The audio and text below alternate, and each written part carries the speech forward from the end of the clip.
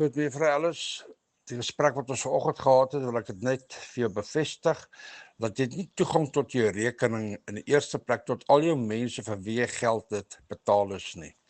In die tweede plek is die skedule payment wat die 8ste net voor 12 die aand gedoen is, gaan eers Vrydag die 12de wys.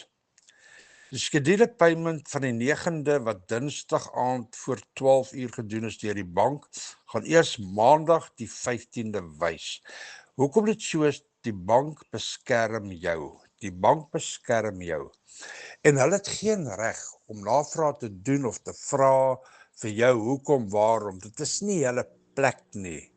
Dit is die bank se plig om sy kliënte te beskerm. Met ander woorde, mense van die 8ste skedule gaan eers die Vrydag die 12de kry, die 9de se mense Dinsdag gaan dit eers Maandag die 15de kry.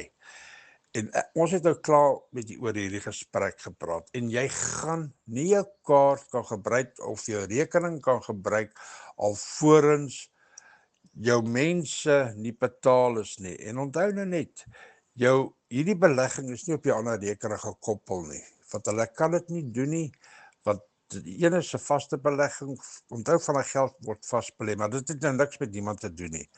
Jy weet wat jy met jou geld gaan doen, ons weet wat jy gaan doen. Maar ek sê net, dit is die e-mail wat ek vir die bank gekry het, en jy kan maar vir die mense my voice note stuur.